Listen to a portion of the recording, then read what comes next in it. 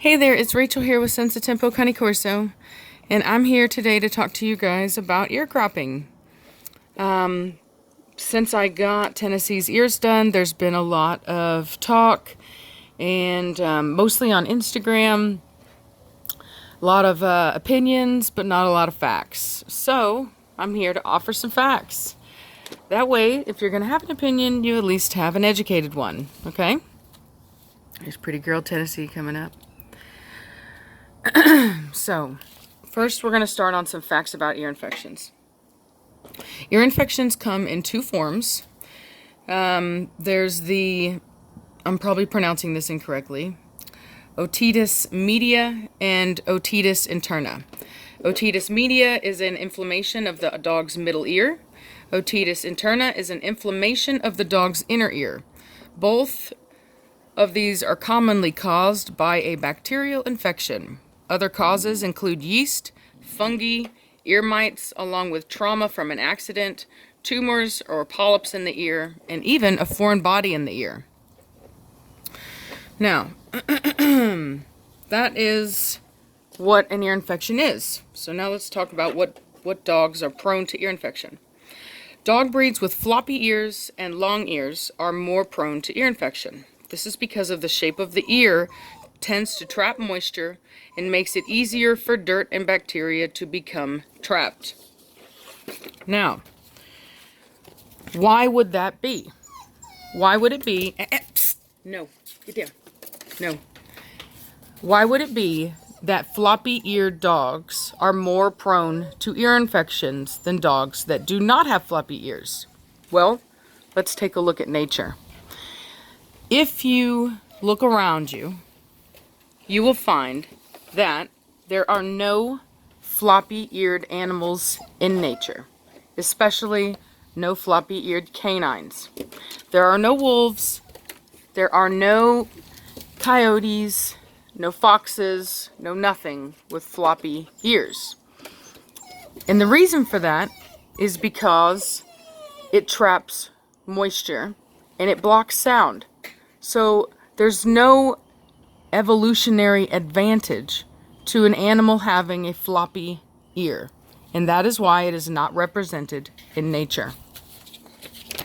Now, according to claims submitted to Trupanion Pet Insurance, the average cost to treat an ear infection is around $193.61 and is second only to itchy skin in number of claims per year. Now let that sink in. What we just read is that the second affliction that dogs are affected by most is ear infections. Not bloating, you have to think about that. Like half Great Danes die of bloating. It's a huge thing. Not cancer, not heart disease. It is ear infections. Ear infections are the second most commonly diagnosed issue in dogs. Well, that makes sense if you're looking at it from nature, because nature does not do that to wild animals. There are no floppy-eared animals in nature because it wouldn't help that animal to survive. Therefore, it isn't present. Floppy ears are caused by the domestication and concentrated breeding efforts of humans. That is what it is. It's the same thing that's happening in the fox study, where you're getting these new colorations, these foxes that are totally crazy colored, a lot like dogs, and they have white markings and stuff. And that's because of domestication. It's the concentrated breeding towards specific traits. And one of those traits, along with many others, was floppy ears. Another one of those traits that we've bred into our dogs and maintained breeding into them is the very short snout that you see in boxers and bulldogs, and even many Cane Corso. And that also is not healthy for them. when you shorten the nose or the muzzle of a dog, it only prevents them from cooling their brain down fast enough, because that's the purpose of airflow into the nose through the muzzle. It is to maintain their brain temperature. Many people don't know that. So there is obviously, I mean, you know, as long as it's moderately long, it's fine. You don't need to have like a super long muzzle. But, you know, when you get into bulldog status, like some boxers where the nose is actually like coming into the face, like that's a real problem. And that is something we bred in through domestication. And yet it is equally harmful to the dogs. So don't think that just because dogs are born with floppy ears that it's natural. It's not. It is not natural. Dogs are not natural. They are a human production. They wouldn't exist without us. And so they are our responsibility, meaning that if we realize that we've bred something into these dogs that is bad, then, you know, we need to be aware of it and even possibly correct it if necessary. So in the case of when we're doing these really short muzzles, we need to start breeding longer muzzles.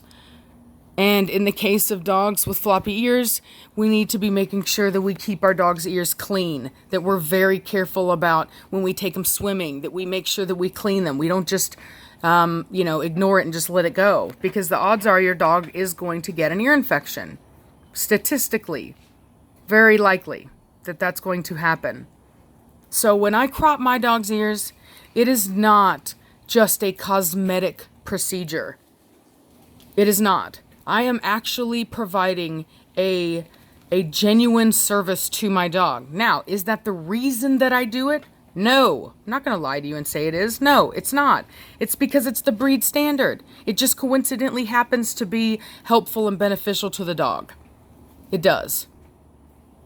And in other ways as well, because these dogs were bred to be on a farm watching for wolves and other predators. And so when they engage those predators, the first thing that gets torn up are the ears. Dog fighters know that. That's why they remove them, because the ears will bleed a lot and it will be a huge mess. And then getting them to heal is impossible, because if a dog's ear gets shredded, it's just going to shake the ear all the time. It's going to scratch the ear and it's going to be a mess. It's going to get blood all over the place. So most people just didn't want to mess with it.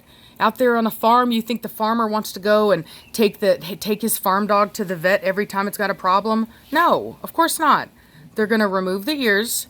They're going to remove the tail in animals that are used for guarding property so that somebody can't grab a hold of it to try to use it to keep the front end of the dog from coming around and biting them. These are practical things that practical people did in the past to ensure that these dogs were the least work possible. You know, they needed to be able to do a job, do it right with the least amount of interference possible. And that's what these are. So if you don't want to crop your dog's ears, then don't. I'm not telling you that you should. But don't go around and criticize other people for doing it. And I mean, you wouldn't, maybe you would, but the kinds of things that I've seen and read and the comments that I get for doing it, it's just, I don't get it. Like, I don't get how a person can make a comment like that and not think that the very fact that they're making that comment makes them a horrible person. Like somebody doing something wrong doesn't give another person permission to be a horrible person. Two wrongs don't make a right. That's a pretty old adage. So, and it's true. So if you don't like that somebody crops their dog's ears, that's fine, but it doesn't give you a right to be a jerk.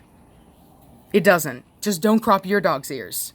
And if you really feel strongly enough about it, try to make laws. Just know and understand that you're hurting the dogs when you do that. That you are supporting something that is unnatural, that was bred into the dogs because we thought it was cute.